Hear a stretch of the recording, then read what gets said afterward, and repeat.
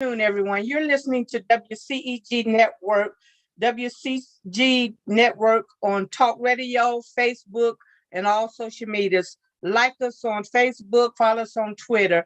Again, I am your host for the next hour, Damita Chatman on Take a Stand. And today I have, I think, the most powerful guest in the state of Georgia. Thank you. But last but least, this is the disclaimer of the show. Everything that is said is my view and not the host. So again, we want to thank everyone for coming today. Hello, everyone. We have the Fulton County delegation today, and that goes all the way from Roger Bruce all the way down to, I'm going to call him William Boddie, but his representatives of, so hello, everyone. How you guys doing? Please unmute your, okay, thank you. We're going to start off with Representative Bruce. You can tell us 1 minute about yourself, and then we'll go on down to the next one. All right. I'm State Representative Roger Bruce. I represent District 61. And Damita, thank you for pulling us all together today and giving us an opportunity to update people on what's happened under the Gold Dome. I appreciate that a lot. Thank you. But I've been in office since 2003. I serve on some of the most powerful committees that you have in the General Assembly, one being appropriations. We decide what happens to all that money that's being collected. And also serve on judiciary, which is one of I say five top committees down there. And I serve on the committee that deals with aging, along with my colleague there, Ms. Bazemore, and also on small business development. And, so I know you told us to take a minute, so that's all I'm gonna take. And I can follow direction. And, but anyway, thank you for having us, and I look forward to the conversation. Thank you. Representative Bazemore. Good afternoon, and welcome to everyone that's listening. I am State Representative Debra Bazemore, currently serving in District 63, which because of redistricting will be District 69 in January. However, don't fear, my District 63 constituents, I am still your representative until the end of the year. I know it's confusing, but follow along. So I have served in the Georgia General Assembly since 2017 with two of my other colleagues on here. We got elected in 2016. And I currently serve on leadership as the Chief Deputy Whip. And it's been interesting trying to help educate my colleagues on the advantages and disadvantages of almost 1,000 bills that have been dropped in the House of Representatives. But it's been exciting and I enjoyed it. So I also sit on intergovernmental coordination, natural resources and environment, human aging and human relations and aging, and small business.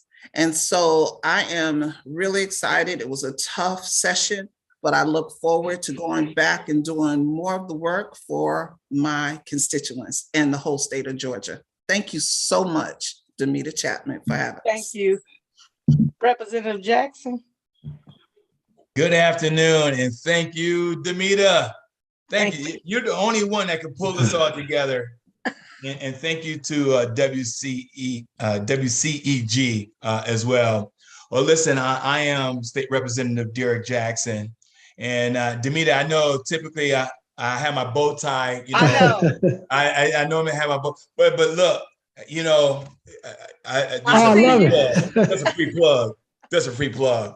I'm running for Lieutenant Governor. But listen, I digress. I currently, it's been a privilege and an honor to serve as State Representative District 64, as my good friend Representative Bazemore stated. Her and my good friend Representative William Boddie came in at 2016, and we got to work these last 6 years. I'm the vice chair of the Georgia Legislative Black Caucus, which is the largest Black caucus in the nation. I'm the vice chair also for the Fulton County delegation, which is the largest county of these 159 counties in Georgia. I serve on 4 committees. I serve on regulated industries. I serve on energy, utilities, and telecommunication. I serve on defense and veterans affairs. And fourth, but not least, state planning and community. And again, thank you for having us. Thank you. Okay, Mr. Boddie, Representative Boddie. Damita, good afternoon, my dear friend and my constituent.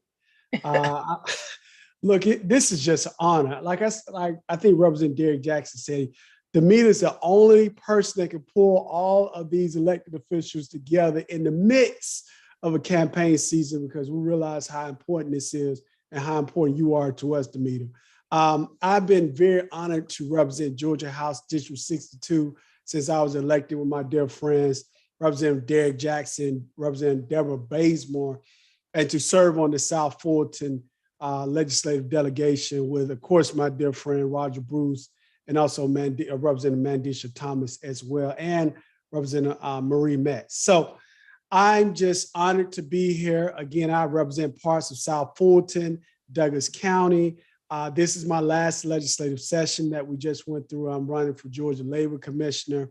But during my time in the Georgia General Assembly, I served in numerous leadership positions, including being appointed as a freshman to the position of communications chairman for the Legislative Black Caucus, which is the largest Black caucus in the country. Also, as a freshman, I was elected to serve as the House Minority Whip, which is the House Democratic Whip, second ranking Democrat in the Georgia House of Representatives. And it's just been an honor. I passed over 20-some bills in my time at the Georgia General Assembly, including being one of the lead co-sponsor, co-author of the Citizens Arrest Repeal legislation, HB 479, in direct response to the Ahmaud Arbery murder from February 2020. And all of my dear friends on this call supported that legislation, as well as I think we passed over 10 bills during our time for just the city of South Fulton since the city has been incorporated back in May of 2017. So thank you, Damita, for having us. Thank you. And let me go on and say this, because you know how people can talk. This was scheduled last year with these 4 representatives, and we kept pushing it back due to their commitment somewhere else. So I want to thank you guys for taking the opportunity to jump on board, because I know some of you guys, well, all of you is in election, but we ain't gonna talk about no election day. We're gonna talk about what's happening under the Gold Dome. So let me ask you, I'm gonna start with Representative Bazemore. What do you expect in the next session, 2023? So what I expect and I'm excited about and in prayer about is that we will have the first Black woman as our governor of Georgia. And because of that, we will have support in the governor's office. Despite the fact that we may not get to 92, which is in the majority in the House or in the Senate, we will still have veto power in the governor's office. So that will mean that we will have some respect this year coming up the next year, and that crazy bills will they will not try to get them passed without our input and trying to stop them or make them good bills. Okay, I'm gonna go with Representative Jackson with the same question, and you can wrap it up in a minute. Thank you for the question. Listen, I am truly hopeful, because not only will you have a governor by the name of Stacey, but you have a lieutenant governor by the name of Derrick. All right. When you realize where we are, I'm so hopeful that the energy, as I continue to travel across this state, just like my good friend, Representative William Boddie, we see the level of energy like no other. I think we're going to be surprised, not only from a constitutional offices that we will overturn, but possibly the House as well. We may not get the Senate, but because of the way the lines are drawn, but I think we're going to be pleasantly surprised in 2023. Okay, thank you. What about you, Representative Boddie? I'm excited just at the possibilities. Damita, I know you work hard at the Gold Dome advocating for progressive legislation that just makes sense for the citizens of the state. And I think we're going to have an opportunity of doing that by having Leader Abrams being our next governor and having constitutional officers in place so we can see a slowdown to the sometimes just bills that just hurt Georgians more than it helps. So I'm just looking forward to that. That excites me, along with seeing some new elected officials in constitutional offices across this state. All right, thank you. Representative Roger Bruce. I'm looking forward to both of my colleagues here and working with them. I think I'm the only one on here that had the opportunity to work when the Democrats were the majority. Yeah. It didn't last long, but we were there. And it was a different place. It was a different dynamic. People were working together. We were getting things done. And it wasn't all the craziness that you see now. But, one of the things that, because to answer your question directly as to what we can anticipate, next year, even if we are in a majority, I'm still sure that the Republican Party is going to be trying to push these anti-voting bills and trying to push things that will allow them to appear to be in the majority, even if they're in the minority. And, there's a tendency for them to want to create an apartheid type government here. And we are going to be working very, very hard to make sure that doesn't happen. Okay, thank you. Now let's talk about these something that's very controversial, the maps. I'm going to go with Representative Roger Bruce. Could you explain about the maps of the redistricting of the lines? Yeah, one of the big issues is that we are in a situation where in the past, all of these map bills were local bills, which means that if the local delegation went for it, then that's what it was. For some reason, and we know the reason, this go around, they changed that. And in all of the places where there are majority Black governance going on, we had them, they changed it and they started using general bills instead of local bills, which meant that the entire body, 180 people, were voting on something that should have been a local bill. And so racism, call it whatever you want to call it. The only places they did that were in places where the Black people were in the majority. Okay. Fulton County, Douglas County, all of the metro areas, they treated them as general bills and not local bills.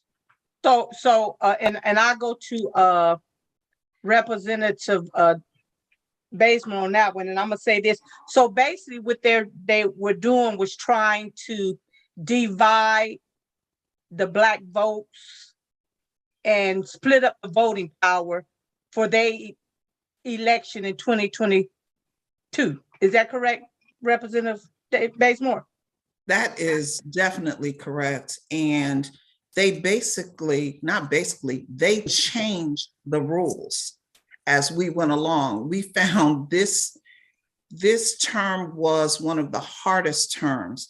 And they decided we're going to change the rules because we can't play fair and win. So they decided to move, like my colleague said, move those local bills out of the local, which I am a committee member of, intergovernmental coordination, and move it into governmental affairs, which then makes it a general bill. And then the whole body has to vote on it. And that's because they knew they had the numbers. And that is where they saw they can defeat us there. But guess what? They can't defeat us at the polls, though. They can change the lines. They can do everything possible, change the rules. But you know what? We come out in numbers when you upset us. And that's what I'm looking for. Every single person to come out and make sure you show better than you can tell them. I like that. Representative Jackson, I'm gonna ask you the same question, but do you think when they changed the maps that they were putting minorities against minorities also? Yeah, absolutely. And the thing about these maps, Damita, let's be very clear to your listening audience. We have to live with these maps for 10 years. 10 years. And so a democracy should be able to allow for the citizens to elect those who should represent, who they desire to represent them. It shouldn't be the other way around. And so we've watched how the Republicans cleverly did the congressional districts, the state house districts, and the state senate districts, and they started there. And then it precipitated down to the counties, school board, and the likes. And so you should not have any party, regardless if it's the Democratic Party or the Republican Party, drawing maps to find their voters. We live in a democracy where everyone's voice should be heard and their representation is part of that voice. I agree. I agree. What you got to say about the Representative Boddie? Look, I mean, I would say this, everyone on this call doing the special session worked very hard. We all at some point in time went to the well or spoke out against those gerrymandered maps, both congressional and local. I know that the congressional maps, I went to the well to speak out because Congressman Lucy McBeth's district was just completely gerrymandered. I believe in Representative Derrick Jackson, my chief deputy whip may know better. I think they took about 230,000 citizens from her out of Gwinnett County, and to not out of Gwinnett County, but out of her district, which encompasses parts of Fulton County, parts of Cobb, and also parts of DeKalb, and just magically just push these people out of her district because they were progressive leaning voters. And so that was wrong. Also, we had a growth in Metro Atlanta of over 1 million African Americans in the metropolitan area. We should actually have another congressional district in the metro area that would have parts of Fulton County, Atlanta, and also parts of Cobb County. But that was taken away from us to gerrymander one progressive district that was already there, the congressional seats, and to bolster another district that's going to be conservative leaning even more. So I just think it was completely wrong. And it's just, that's not democracy. Right. Voters should choose their elected officials. The elected officials don't choose the voters. Absolutely. Now I'm going to, while we're on these maps, I'm going to ask a controversial question. You can answer it or you don't have to answer it. And what I'm going to do, I'm going to go to Representative Derrick Jackson, because I know he's a military man and he going to tell the truth. The street committee had it that one of your representatives took a map over to the Republicans to divide up the city of South Fulton. Is that true or is that not true? Damita, I appreciate the question, and I know my mother is looking down from heaven, and she would say, "Tell the truth to shame the devil." Yes, there's no reason why a Democrat would take maps to a Republican without them getting some sort of favor for themselves. No Democrat. Listen, we're the minority. Go back to the point that Representative Roger Bruce said. we have to stick together because we understand that this gerrymandering just doesn't help Black and brown and yellow communities. And so we had a colleague that stated that City of South Fulton was not represented. First off, she's not even in our delegation. Let's start there.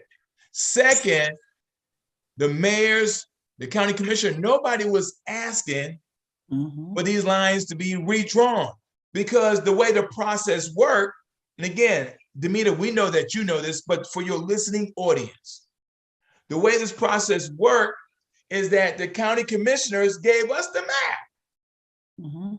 They said to the state, here is the map we want you all to approve. And so who are we to go against the county commissioners? Wow. And so we, as the Fulton County delegation, we embrace the county commissioners' maps that they submitted to us. So hold on. You saying the Fulton County commissioners gave y'all a set of maps to approve? That's okay. correct. That they agreed upon. That they agreed on? All Yes, of ma'am. them agreed. Okay, That's right. all of them agreed on. Yes, So ma'am. how did your colleague, were these the same, well, let me ask you this. Was these the same maps that they agreed on? Was it the same map that she gave to the Republicans or he gave to the Republicans? I'm No, gonna no. ask Representative Debra Bazemore, because look like she just want to answer that question. Was that the same maps? So thank you, Damita. And just so you know, for your listening audience, one of my jobs is, as Chief Deputy Whip, is to make sure that we all understand what stand we take, what position we take on certain bills and everything that's presented. We either are going to vote for it or against it, have issues. So what occurred, as my colleague said, this person drew their own map and would not allow permission from the redistricting office to allow anyone to see the maps. And I can say that because it was a person on leadership with me that went and requested to see the maps. And she was also a part of Fulton County delegation, as I am. And we were basically boxed out, and there was no communication. Communication had stopped altogether. And so when we were apprised of the maps, it was after two of the Republicans had signed already. And then that person went to one of our colleagues, I guess thinking that that person would just sign the legislation. And that's how she alerted us that this was going on behind the scenes. I also want you to know that even if we had those maps from the county, it should have been local legislation. And when one of ours decides to use the same method as the Republicans to get something passed, that is very questionable. Okay. Because no Democrat would have done that. Okay. I'm going to go to Representative Bruce on that question, but before I go to Representative Bruce, this is the words of Damita Chatman. Somebody sold us out under the gold dome. Representative Bruce. Come on, Representative Bruce. Okay, let me put it this way. The Fulton County delegation, the South Fulton, City of South Fulton delegation, which is us, we did not agree with that map. And none of us voted for that map. We were also very offended by the fact that one of our colleagues, decided that they were going to go around the process and do this in a different way. And when you do that, mistakes are made. When you don't follow the process and you try to go around it, mistakes are made. A whole bunch of mistakes were made during this cycle. And the bottom line to it is that we did not support it. We had an individual that, and what was interesting, if I could just kind of switch just a slight bit, you know, they tried to paint the picture that we were Republicans, that we were working with the Republicans. And turns out that that was just the opposite. They tried to insinuate that we were proposing legislation that would allow the county commissioners to be voted without revealing what their party was, nonpartisan elections.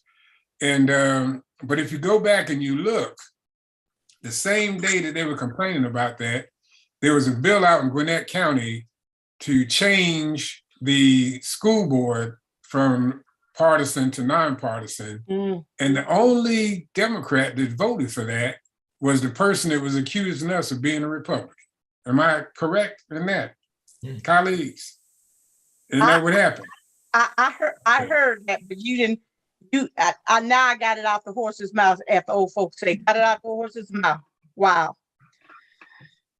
He knows of which he speaks. Wow. Let me ask you a question. I got a question, and I'm gonna ask Representative William Boddie this. What do you say to those who say it was due to the census and our community not completing the census?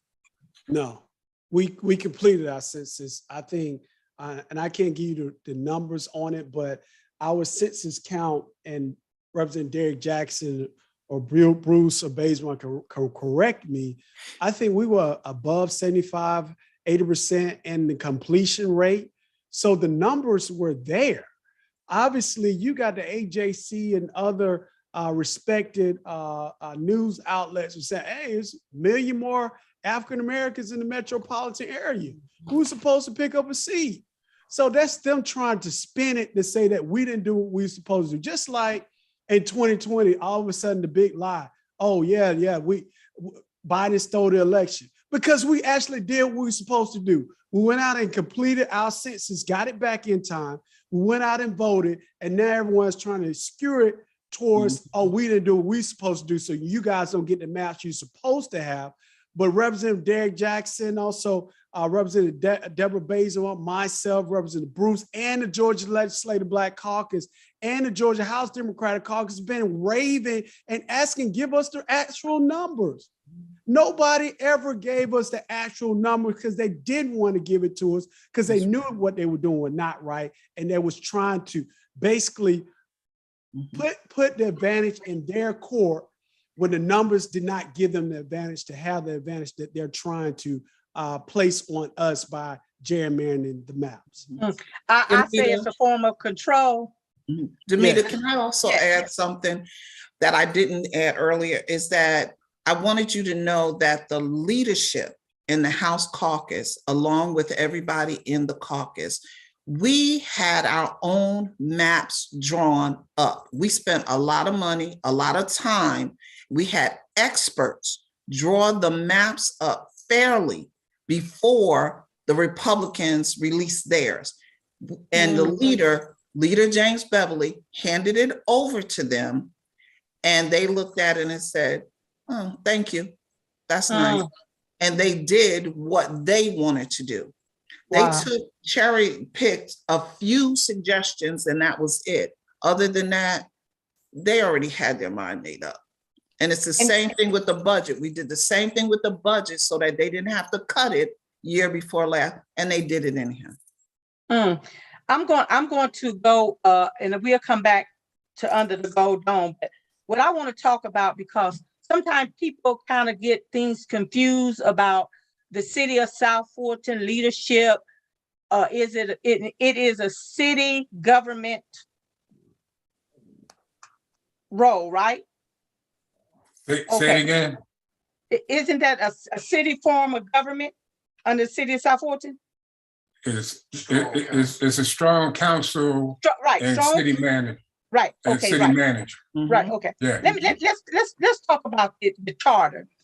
When we were fighting for cityhood, I'm going to go with Representative Bruce because he was one of the originals, and Representative Bazemore. At that time, she wasn't Representative Bazemore. She was just Debra. When we were fighting for cityhood, what was the goal for us fighting for cityhood? Representative Roger Bruce. Well, there were a couple of things that were transpiring. You know, as you know, there were the Schaefer Amendment that passed, you know, a couple of years prior.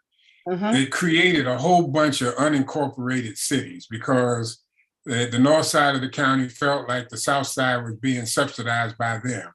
So he got a bill passed that said that all tax dollars raised in a certain area had to stay in that area. So as I said, that created a whole bunch of unincorporated cities. The cities on the north side, or the areas on the north side, started forming cities. And everything on the north side became a city. Only thing left was the unincorporated area in South Fulton.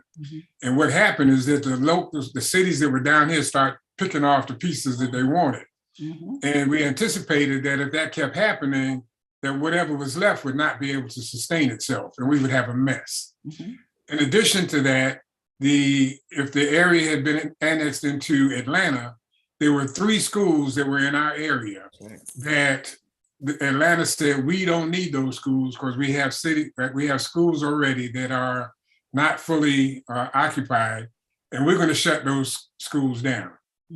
If they had shut those schools down, the property values over here went straight down the toilet. So all of that was going on. But so we didn't really have a choice. We had to create a city in order to protect the residents that were here. But in terms of a personal goal, I also saw that, you know, we had an opportunity to create a city that was run and operated by African Americans, that we were able to decide what the zoning was going to be. We were going to be able to decide what kind of housing we wanted, what kind of businesses we wanted, and give people who lived in this part of town an opportunity to be able to participate, to be able to, you know, reach out for contracts and be able to get them. I just saw a dynamic that just did not exist anywhere else in terms of Black people being able to work together, live together, and form businesses together and do all these things. That was my vision, in addition to what I told you. Okay. Representative Bazemore.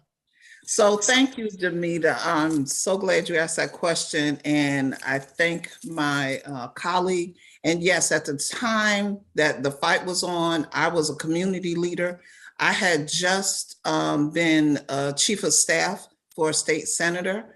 And I knew after 2.5 years, my assignment was up, and I got a call to join South Fulton United through Benny Crane, and to work to educate the community. As Representative Bruce had asked, he said, I will do the work here at the legislature, and you all do the work in the community to get the word out. And so we formed that group. That group was formed, and we had the feasibility study done, which cost $30,000. And the only name that was on that invoice was Benny Crane's. Absolutely. Even though we all put in our, you know, money, hard work, and sweat. And if that feasibility study had not been done, Representative Bruce would not have been able to drop a piece of legislation, because you have to prove first that you are viable. And so that was done. And we had many people that were on the committee and that organization that did a lot of work. Representative Bruce had the redistricting department to map out 7 districts in the city. And when he did that, then we were able to then, after we got the map, we appointed 2 captains to each of those areas so that they could inform each district what was about to happen and why.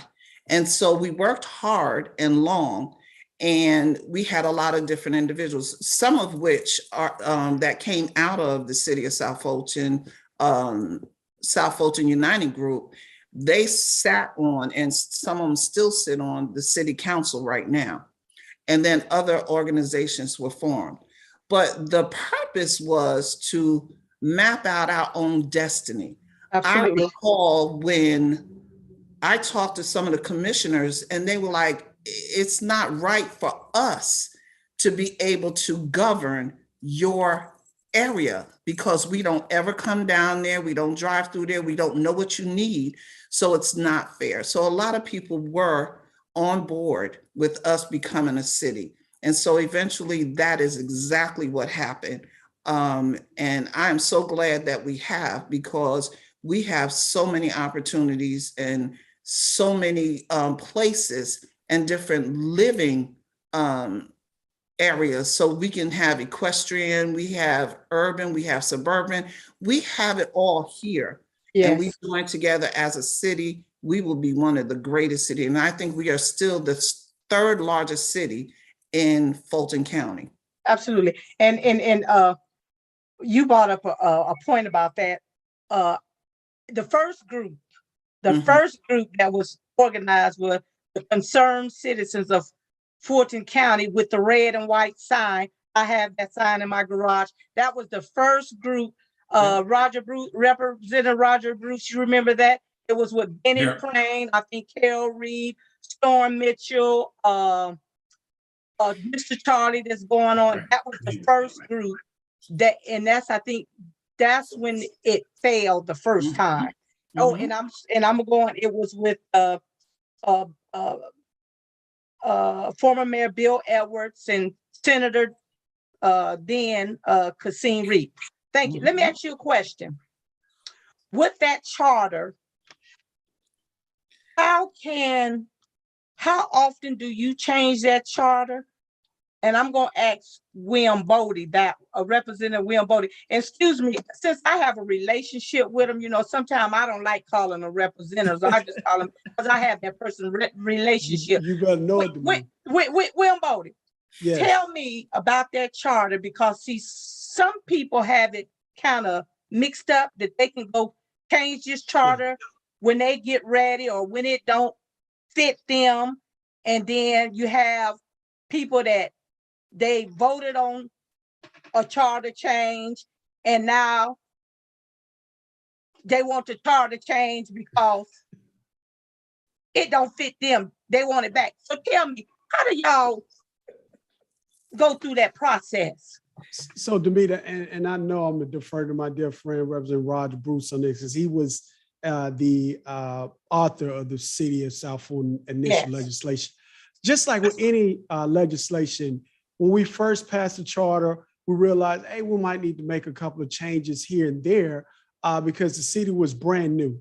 And so at that point in time, what we did as a delegation, we all sat down. I never forget, it was the summer before the pandemic hit. I think Representative Roger Bruce, Derrick Jackson, Representative Derrick Jackson, myself, of course, Representative Debra Bazemore, also Senator Donzella James, we were at the Capitol meeting during the summer.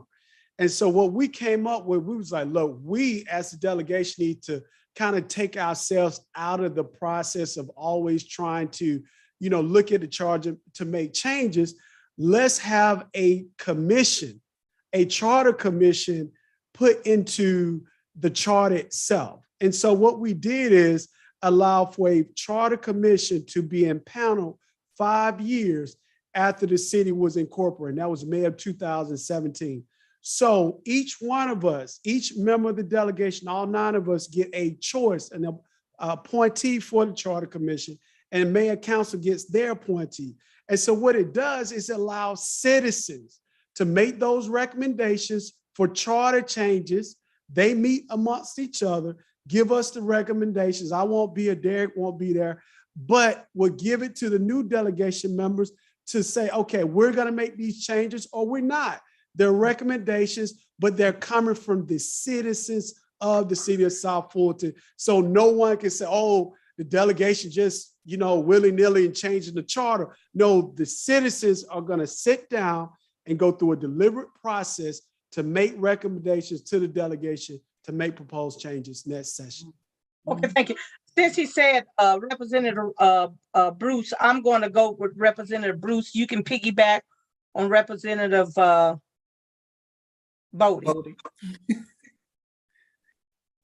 Okay, what specifically do you want me to address? Because I don't want to repeat what he said, but see, he was talking about these charter changes. yeah.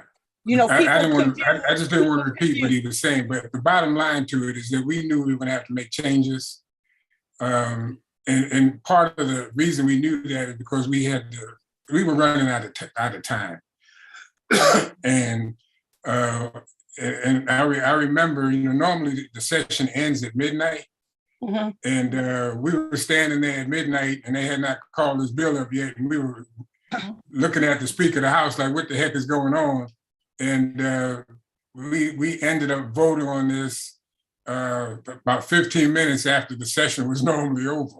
And but the bottom line to it is that we knew that there were going to be changes. The Republicans had taken the original legislation that we had and they modified it, they amended it, they did all kinds of stuff to it. So in order for us to get the bill passed, we had to accept basically what they did, knowing that we were going to go back later and make changes to it, including probably the name of the city. The way we came up with the name of the city, because a lot of people were asking about that, is every community was saying, let's name it after that community. But the only thing that was common to everybody was South Fulton. Absolutely. So the idea was, okay, well, let's call it South Fulton, cover everybody, and then determine what the city is going to stand for. What is this city going to be known for? And then once we determine that, then we name the city in consistency with that. Thank you. Does that basically answer your question? Yeah, thank you. I'm glad you brought that up. Representative Jackson has his hand up, and then I'm going to ask this question. It wasn't written down, but I'm going to ask it because if you come back 5 minutes, I'm being forgot about it. Come on, Representative Jackson. Damita, I appreciate you asking the question about the charter. This is for your listening audience. The charter is not designed to fit personalities. Amen. If you say that again. The charter was never designed. I mean, if you think about it, since my good friend Representative William Boddie and Representative Roger Bruce was outlining the whole beginning, and then Representative Debra Bazemore added some names to who was in that beginning. Damita, think about this. There were 72 individuals, you included, running for one of those 8 positions. Yes. So we were writing the charter well before those 72 individuals were thinking about running for those 8 seats. And so just like any other new city, because everybody wanted to talk about, well, this is a black city, white city, brown. No, we as the state government have to write a charter to say whoever is elected will have to have a framework in which to govern the citizens of this brand new entity, this brand new municipality. And so the charter should be under review. As my good friend Representative Boddie stated, we said 5 years. It was no rhyme or reason. We just said 5 years, but we want the citizens to be able to have a seat at the table. And so we wrote the legislation as such and put that in the charter and outlined this framework for governing. And so this is not something that we want to change the charter because this person's in there or that person said this person. No, that would be abuse of power. Absolutely. And so we just wanted to make sure, Damita, and we appreciate you asking this question about the charter is designed for municipalities to self-govern. It is a framework, and it should always be reviewed upon by the citizens. And so that way we can make sure that the city will remain sustainable. Okay, now Damita, just real quick too. Yes. Every day of that session, there's a local bill from some city somewhere to make a change to their charter. Okay. But the position that we take is that we are not going to change the charter without somebody from the city coming to us and asking us to do it.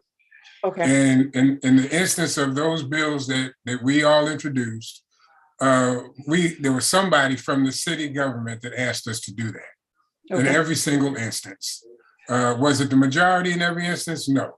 But, just like anything else, if you start something, if you have a child and that child is coming to you for help and you got 3 other children, you still going to help that one child. Absolutely. Is that Absolutely. correct? Absolutely. It's the same thing. So Damita, can I just add something? Yes. Yes. I just want to make sure that people understand that we as legislators, we can change different parts of the charter when we see there's a problem or an issue. It's brought to our attention. The other thing is I want people to know that there is also home rule. So just know that there is something called home rule that the city council can make changes. And I'm going to give you a quick example. I had a piece of legislation that I crafted. Our lawyers at the Capitol sent a letter on top of the legislation and said, you can do this. However, this is under home rule and they can change it if they like. So we don't want to seem like we are governing them and overriding them. So what I did was I said, I am not going to introduce this piece of legislation because this is their area to do. But what I did was I turned over the legislation to the mayor and said, here it is. If you want to use it, you can do that. Okay. Now let me ask you a question because I'm going to forget. It's two that I'm going back. I'm piggyback off of Representative Jackson. You said the community and people of the community, but I've been doing a little research on some of the folks that come to these meetings and kind of blast the elected officials. They don't even live in our city. They live in Atlanta, Gwinnett. Some people live in New York. So how y'all gonna know that they're coming from the communities? That's one. And then changing the charters. It's a street committee now, and I'm doing my research that we have mayors that came down under the Gold Dome, and they want you guys to change the charter to make them strong mayors and weak councils. That's what the street committee got. Now, the difference, what I see in that is, I'm gonna use City of South Fulton. I don't want to get in nobody else's city, but City of South Fulton. City of South Fulton can't run like the city of Atlanta. Do you agree with me? So yes. How would y'all approach that? Because see, if you give, I'm gonna use me. If I'm the mayor and you giving me all the power, then I can say who's gonna be over the trash. I'm gonna control the trash. I'm the CEO of everything. Do you want the mayor to have that much power? And I'm gonna give you 2 cities that I did my research: Palmetto and Fairburn. Is that correct? So Damita, you're spot on with your question. And hey, hold on. Let me ask you a question. Okay, go on, and then I go to Representative Bazemore. Yeah, your question is spot on, Damita. And let's be absolutely clear. When you think about a brand new city, what type of form of government that you want to have in place, again, because we weren't just focusing on the first year, the second year. We want this city of South Fulton to be around until Jesus returns. Amen. Right? And so you got to build the framework in the right way. But to answer your question in terms of how we know who, people flying in from New York and things of that nature, this is the reason why relationships matter. Absolutely. Relationships matter. And so we have a protocol and a process in place. And 2 of two phenomenal individuals. I call my friend, my colleagues, that was the chair of the City of South Fulton delegation. Started off with Representative Debra Bazemore, and currently now is State Representative Roger Bruce. The chair of the Fulton County delegation will extend a hand to the city, mayor, and council and say, please provide us your inputs for this next legislative session. What is it that you all would like to take up legislatively while we're in session? And so even prior to us going in session, Damita, we start having a conversation with the municipality. Because you're exactly right, Damita. What may work for the city of South Fulton may not work for Union City, may not work for Fairburn, Palmetto, Atlanta. There's a reason why we have 537 cities in Georgia, and they're not all created equal. And so it's up to us as a delegation to have a conversation with the municipality. And so that way we have a working relationship to get things done for the people, not for individuals. We ain't stroking nobody's ego here. This is about the 100,000 citizens in the city of South Fulton that says, I call City of South Fulton home. And that relationship is the very key between both of these entities as the state and the municipality. Thank you. I'm gonna go to Representative Bazemore. So thank you, Damita, and thank you to my colleague for laying that out. And he did it so eloquently and concise and clear. And that is exactly what we do each year. And just wanted to add that, so I did create the delegation for the city of South Fulton. We have 6 individuals that represent a portion of the city. And out of those 6, in the bylaws, it says you have to have 4 individuals that agree on anything that we do.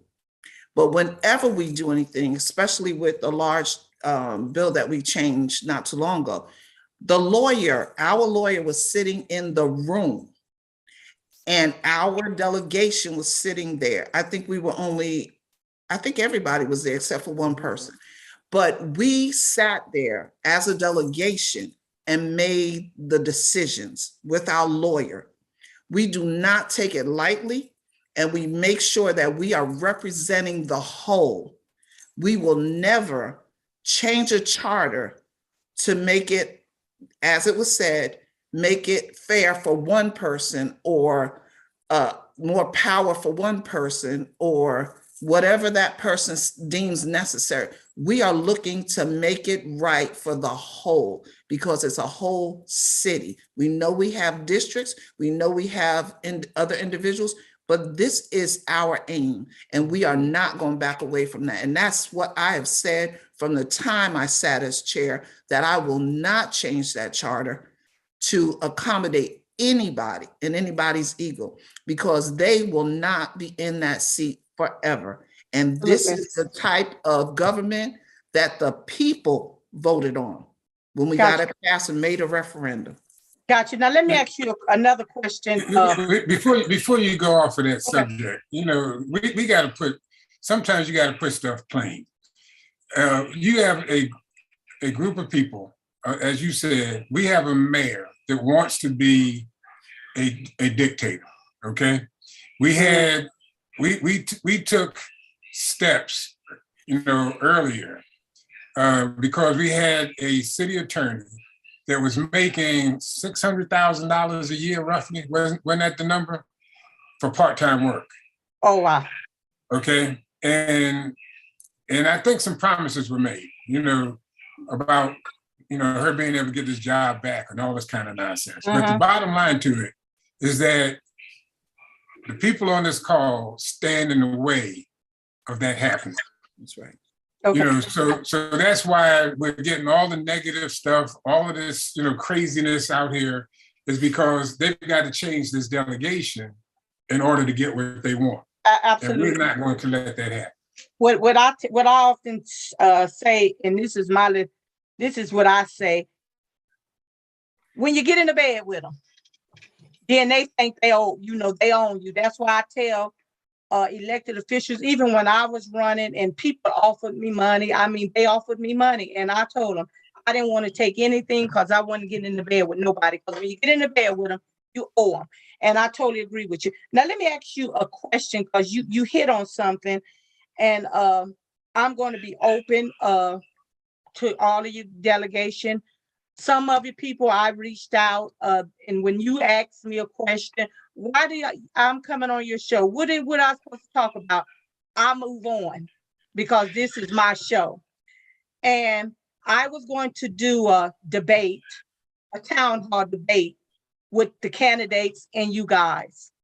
But looking at what I was looking at and the way some of the stuff was going, I did not want to take a part of it. So again, I want to thank you guys for sticking to the show that we had put on for last year. Let me say this. We have to be careful because Representative Bruce, you heard this term when we were fighting the cityhood. The wolves is coming. You remember that? We used to use that. Yeah, I do. The wolves is still coming after us. And what I see now is we have to educate our people, because people that look like us have put people in the race to knock and change under the gold dome. And what is taking place now is, and we just gonna have to call folks to the carpet. If you're a duck, we got to call you a duck. Simple as that. And so what can we do? Because, and I like that, not all skin folks is your kin folks. I hear a pastor from my hometown use that phrase all the time, and I totally agree. Because what I don't like is we're playing on the constituents. And so let me ask you this, Roger. I got a text from someone this morning, and they were saying, why can't the city of South Fulton get a hospital? Well, under my thing, what I did my research, the city of South Fulton cannot get a hospital. So I'm going to ask William Boddie, start that off. Why can't the city of South Fulton City Council go get a hospital? Because that's really, and my colleagues can jump in, that's something that is led by the numbers, the service area. It's something that the hospitals have to do surveys and studies to see if the need is there. I would argue that the need is there, but that's something that we as elected officials don't necessarily make that decision. Now, with that being said, the county can always create a hospital authority similar to the hospital authority that runs Greater Memorial Hospital. That is a combination of DeKalb and Fulton County. Without that, you have to depend on a private organization to say, look, or entity, we want to have a hospital in South Fulton. I mean, right now we're fighting to keep WellStar in East Point. You know, I mean, that's something that they're basically saying that the numbers of that not there. The patient population is not utilizing that facility. So that's the reason why they're pretty much shutting down the hospital in East Point and making it an urgent care. So I would say it's basically set on the numbers, and it's outside of the control of the delegation and really the city council members. You can always lobby for that. But I think what people should do, though, one thing I want to say before I get off this call, we conclude, look at all the great things that we have been able to do in conjunction and in partnership with the city of South Fulton. Absolutely. And our delegation, the FIB bill. Representative Roger Bruce and this delegation worked very hard on getting something that couldn't be done in the last 20 years. Absolutely. We were able to negotiate a deal to get Ford Industrial parts of it inside of the city of South Fulton borders. And it's the largest industrial tax basin this side of the Mississippi River. And we did that. Me and Roger was standing in front of the speakers rostrum right before, after midnight, trying to get the legislation passed. We worked very closely with Senator Sonia Halpern to get that done, and also Senator Donzella James, and we got it done. And that is a multi-million-dollar revenue stream for the city of Southwood. So, Okay, thank you. 12 million to be exact. thank you, Miss. Thank you, Roger. Yeah. And let me say this too. And I know you didn't call on me, but I want to get this in before we get off. The reality. You got about 15 minutes. Okay. Here's the reality. To get a hospital, you got to have a certificate of need. That's one thing. Secondly, that hospital is not closing. Everybody keeps saying it's closing. It's not. What it's doing is changing its structure so that they can make a profit. And, one of the things that people don't understand, even Grady is a privately owned hospital. It has a contract with Fulton and DeKalb County to provide services to low income and uninsured people. But it is a for-profit hospital. But they're subsidized by those two counties, and that's how they stay in existence.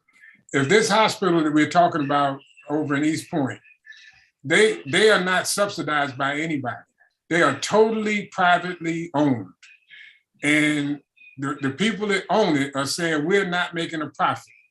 Who is going to keep a business open if they're not making a profit on it? You got to no privately owned company is going to do that. You got. So we just got to make sure that people. Hold on for a second. Do you got some playing in the background?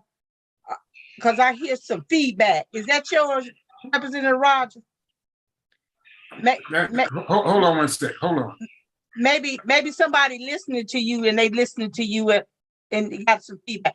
But while he doing that, let me say this. Isn't in Representative Bazemore, you can ask this question. The ER is just being converted into an urgent care, right? Is that correct? That's correct. That's basically with the if you go down to East Point right now, even in Fayetteville, where they're taking buildings, even in Douglasville, where they Piedmont Hospital, I'm gonna say that they're opening like urgent cares instead of big hospitals. So basically, that's something like this is going to be, right? That's correct. And in addition, my colleague explained it very well. Because we have decided not to expand Medicaid, that is one of the biggest reasons why we are losing hospitals time after time after time in many areas. So people may not understand how things work, but if you would contact your governor and say, we need Medicaid expanded, you would see more doctors, you would see more hospitals reopen, because once you close hospitals or you rearrange the look of it, you're talking about people losing their jobs, losing their homes, losing their cars. It affects everything. It is not a state representative that causes this problem. We understand that Medicaid expansion has not been done because it came from a Democratic president. And so we have constituents all over Georgia on both sides, every different side, it doesn't matter, it's bipartisan, that are suffering. And we need the medical help in every area. We don't need people having to drive 20 miles, 15, I don't care. It should be right there accessible to them. And this is why these hospitals are closing. Okay, thank you. Representative Jackson. Damita, listen, these are the kind of questions that we all of us enjoy having a conversation around. They're thought-provoking, but it also gives us an opportunity to inform the uninformed. See, because there's a lot of citizens that can throw mud at us, but they don't understand the process. If you hear what has been shared so far, because your questions are spot on. we have to make sure that the dollars and the cents make sense. And so it's not about money all the time. Listen, I'll make these 2 points and then I'll go back to mute. Georgia is a very rich state. Mhm. We've watched when we got elected in 2016, the budget then was $19.2 billion. This year, Damita, we crossed $30.1 billion. Wow. So we've watched in 6 years, we watched the budget go from 19 billion to 30 billion. That's $11 billion. Mhm. The problem is our budget doesn't reflect the values.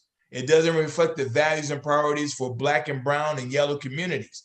And so when those who are on the outside of the Gold Dome, see, you know this. So we preach it to the choir, but for our listening audience, when they say, well, I'm gonna run against Roger Bruce, I'm gonna run against Representative Debra Bazemore or William Boddie, and we're mad. Well, first off, can we have a conversation first? Mhm. Because it doesn't matter who's in these seats, you're gonna run it up against the same situation that we're in. Absolutely. So Absolutely. let's work together and Absolutely. and operate as one before we want to just jump out there and run for a seat and you have no earthly idea what you're running for and why you run it. And this is the reason why experience matters. Absolutely. You know what? I know yeah, the questions, and I'm gonna tell you guys this. When I do my questions, I do it in a drop of a dime. I just put some down. So trust me, nobody has these questions. But let me ask you a question. William Boddie, I'm gonna ask you this. I'm gonna ask you 2 questions. Okay. Let's talk about the unemployment. Yes. People were standing in line. Some people still didn't get their unemployment. And one side just act like they didn't care.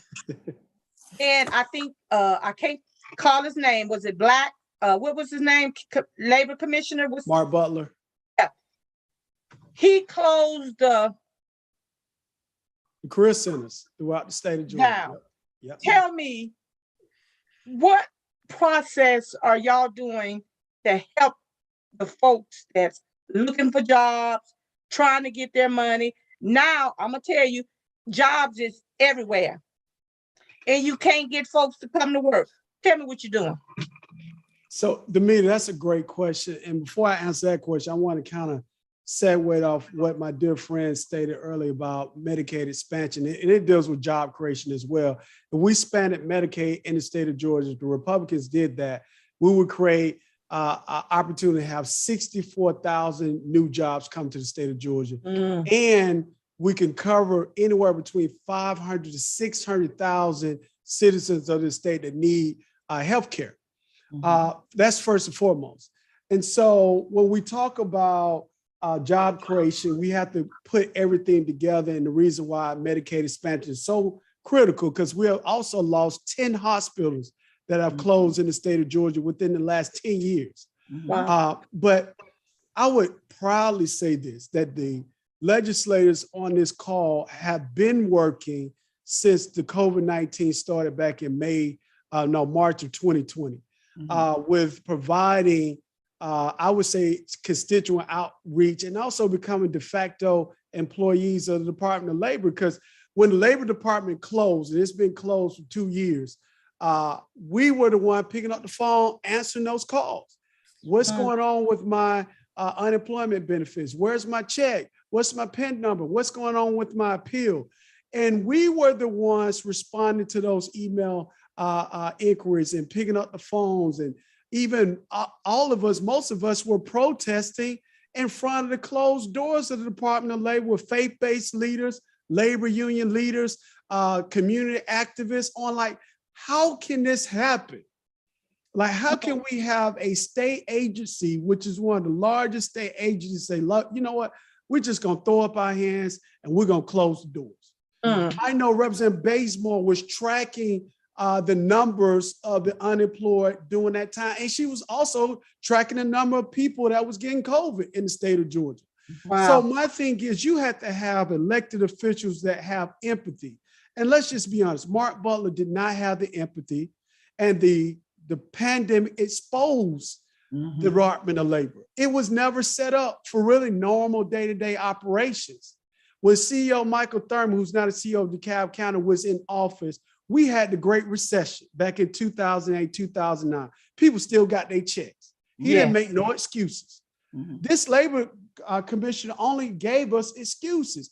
And he spent federal funds to provide lunches to his staff every day for a whole entire year. Federal funds at a cost of $1 million. So as my dear friend Derrick Jackson said, we just got to talk about the fact. So I'm very happy that he is not running for re-election, because he does not deserve to be a statewide constitutional officer. And I'm gonna leave it right there. Let me ask you, getting some good feedback. If you guys don't mind, we got 10 more minutes. If y'all can stay 10 more minutes, I'm going to go to Representative Bazemore, and then I'm going to come back with another question that I want you guys to answer. Representative Bazemore. Thank you, Damita. And I am so happy and I'm proud of my colleague and my brother, Representative Boddie, because we were standing outside with others. And Mark Butler had the nerve to say that we were inciting a riot because we were standing there trying to get answers outside of the Labor Department for our constituents.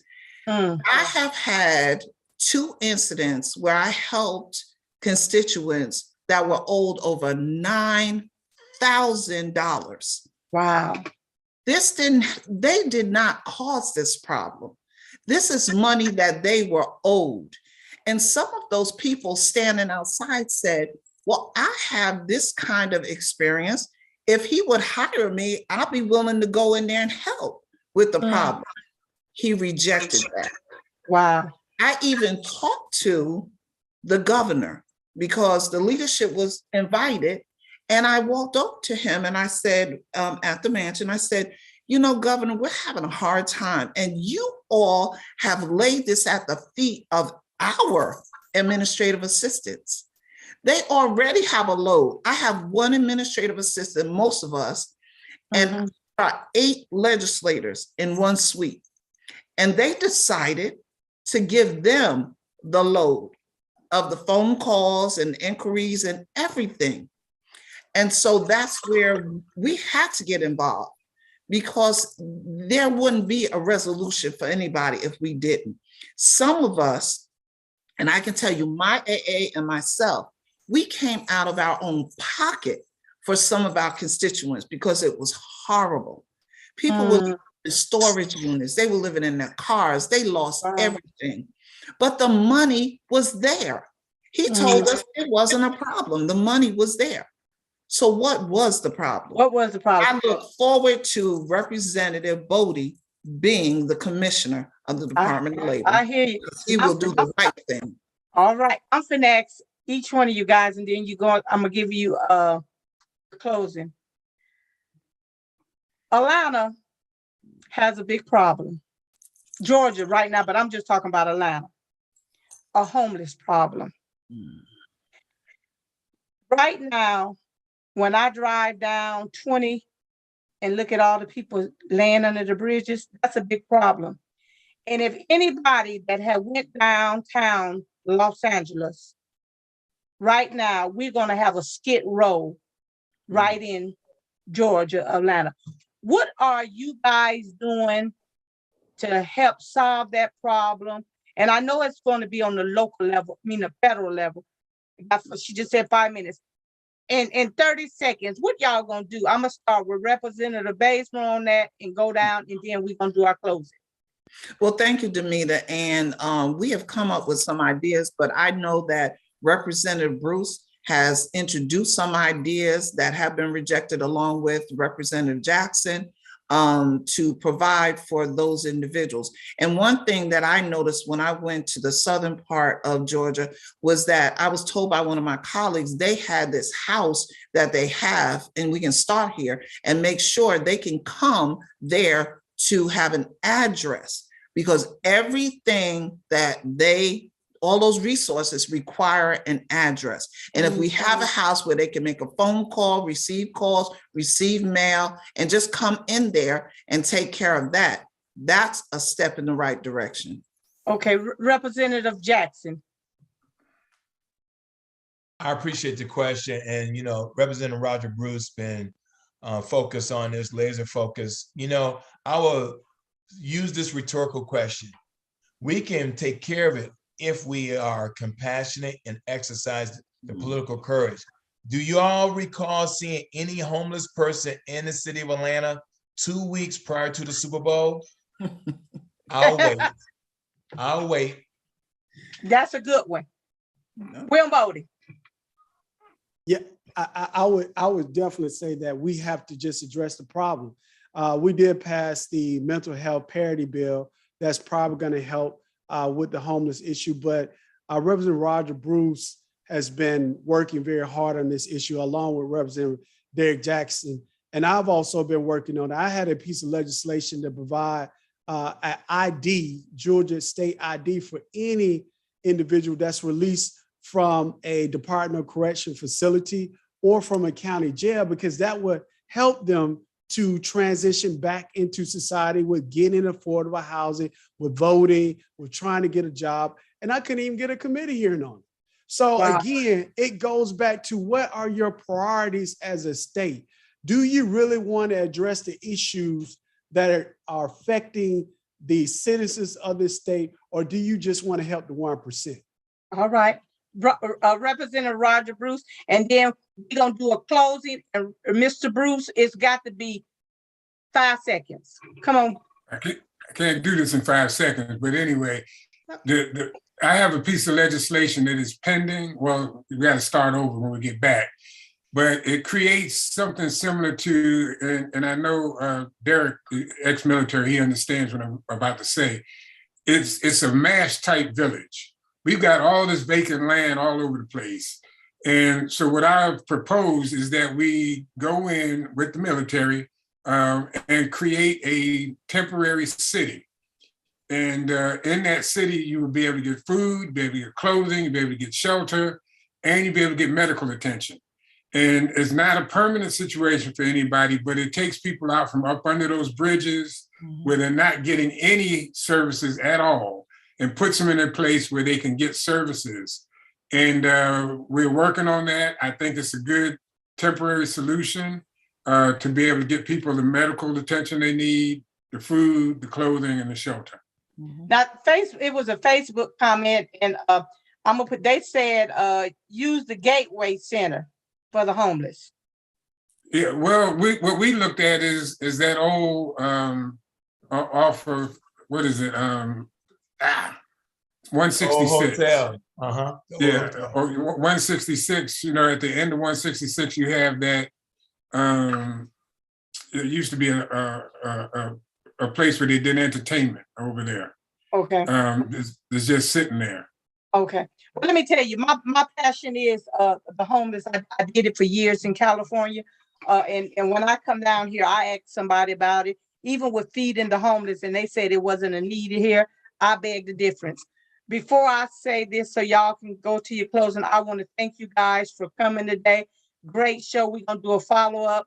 I can sit here all day and talk to you. Politics, this is what I love to do because it's about the community and not about me. I want to thank you guys for coming. Bruce,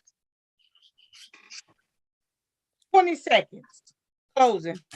Yeah, well, thank you again for letting us use your platform to do this. I want to make sure that people understand, this whole issue about the hospital. We've explained that.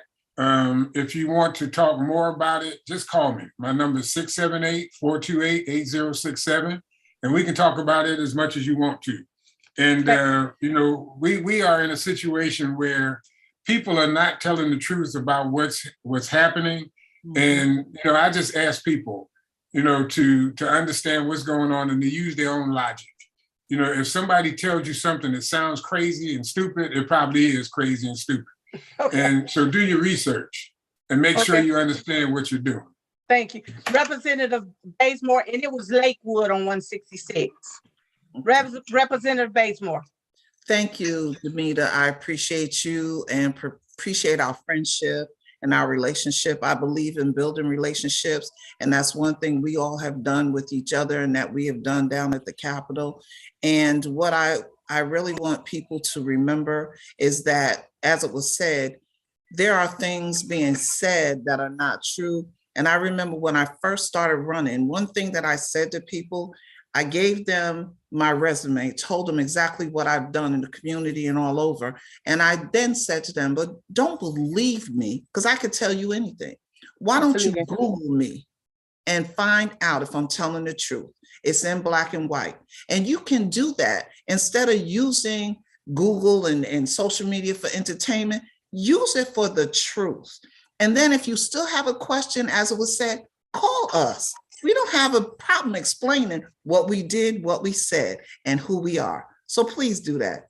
Thank you. Thank you so much. Thank you. Representative Jackson. Again, Damita, thank you so much for having us on. Thank you. And thank you to WCEG, because this is what we do. We love speaking life into the community. We go down there each and every day to represent our constituents. Listen, this is not about us. This thing is much bigger than us. And I invite your listening audience to go to derrickjackson.org. Let's continue the conversation. And I look forward to seeing you on the campaign trail, as I want to be your next lieutenant governor. Thank you. Thank you. Representative Boddie. Well, Damita, just thank you for all your friendship over the years.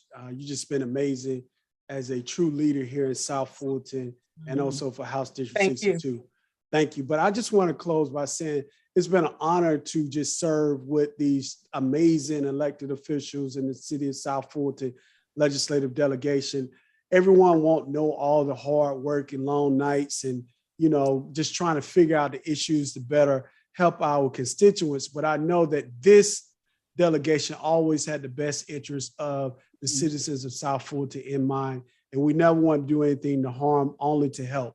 But it's just been my pleasure. And I just want to end by saying that, yes, I'm running to be the next Georgia Labor Commissioner, but I still live in South Fulton and I still care about South Fulton. And I will always care about South Fulton because that's where I'm from. I went to high school at Banneker High School, educated here, raised here. So the city of South Fulton and the South Fulton region means a lot to me.